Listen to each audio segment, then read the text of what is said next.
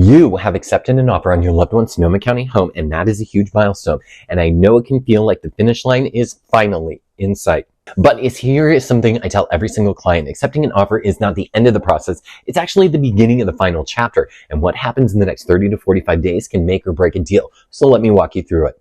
Hello, I'm Chris Spade, a certified probate specialist with Keller Williams serving Sonoma County. I work with executors, administrators, and trustees through the real estate side of the probate trust administration, from listing the property all the way through the close of escrow. And today, I want to walk you through exactly what happens after you accept an offer so there are no surprises and you feel confident at every step. A quick note up front, I am a real estate professional. I am not an attorney, so everything in this video is general educational information about the real estate side of the probate. Now, for legal questions specific to your estate, always work with your probate attorney. So once an offer is accepted, the escrow is open. The first thing that happens is the inspection phase. Now, the buyer has the right to conduct a general inspection on the property, and in most cases, they'll bring in several inspectors over the course of a few days. Here in Sonoma County, a general home inspection is standard, but depending on the property, the buyers may also bring in a roof inspector, foundation specialist, a chimney inspector, and very commonly in older Sonoma County homes, a sewer line inspector.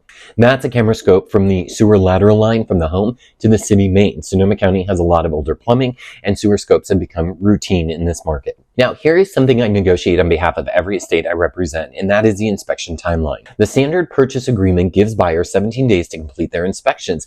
That's 2.5 weeks during which the property is effectively off the market. Now, I push to get that window down to 7 to 10 days because, in my experience, when a buyer is serious, they don't actually need 17 days, and keeping that timeline tight protects the estate. Once the inspections are complete, the buyer's agent will submit what's called a request for repairs. This document lists everything the buyer wants addressed before they move forward. Now, it can range from minor items like a smoke detector to a missing handrail to bigger asks like an HVAC system, a water heater, or a new roof. Now, here's how I approach this on behalf of the estate. Almost always, the best answer is to credit, then actually repair. And here's why. When the estate pays for the repair, the buyer can come back and always say the repair was not done correctly. Now, that's a liability the estate doesn't need. When the buyer receives a credit and handles the repair themselves, that's their problem now. The estate is off the hook. Another thing I like to do is get all our pre-inspections done before the home hits the market.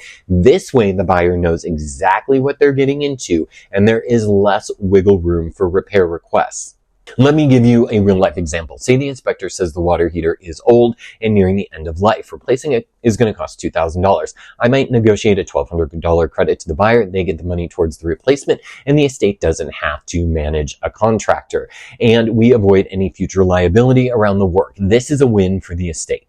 Now, for bigger items, a roof, for example, the same principle applies. If the roof has 3 to 5 years left of its useful life, I am not going to recommend that the estate pay for a full roof replacement. I am going to negotiate a partial credit that is fair to the buyers while protecting the estate's bottom line. Listen, the goal is always to keep the transaction moving forward without giving away the money that the estate doesn't need to give away. Now, one thing that's come up more frequently in Sonoma County in recent years is buyers running into trouble obtaining homeowners insurance. Now, after wildfires in many recent years, many insurers have pulled back in this market. The fair plan policies are more common, and sometimes a buyer gets deep into escrow before discovering that insuring the property is more complicated or more expensive than they expected. Now, I address this proactively. When responding to an offer, I include a requirement that the buyer provide proof of insurance within a specific number of days. Now, we don't want to get to day 30 of escrow only to find out the buyer can't get insurance. Getting that confirmation early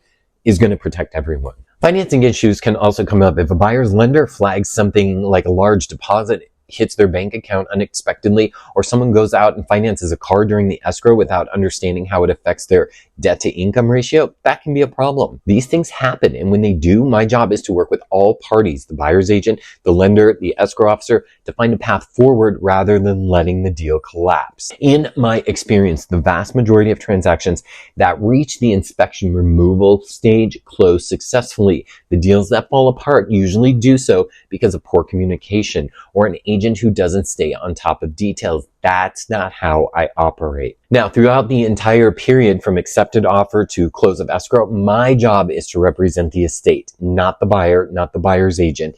the estate. That means staying in constant communication with all parties, flagging issues before they become big problems, negotiating repairs and credits in a way that protects the estate's interest, and keeping the personal representative informed so they can make a confident decision. Now, probate transactions have additional moving parts that standard ones don't. Court timelines, attorney coordination, beneficiary notifications. An agent who doesn't understand the probate process can miss critical steps. I've built these steps into my practice so that way I don't miss any of them. So if you are managing an estate sale here in Sonoma County and you have questions about the offer or escrow process or anything along the way, reach out to me. My name is Chris Spade. I am a certified probate specialist with Keller Williams Realty. I drop fresh new content about probate every single week.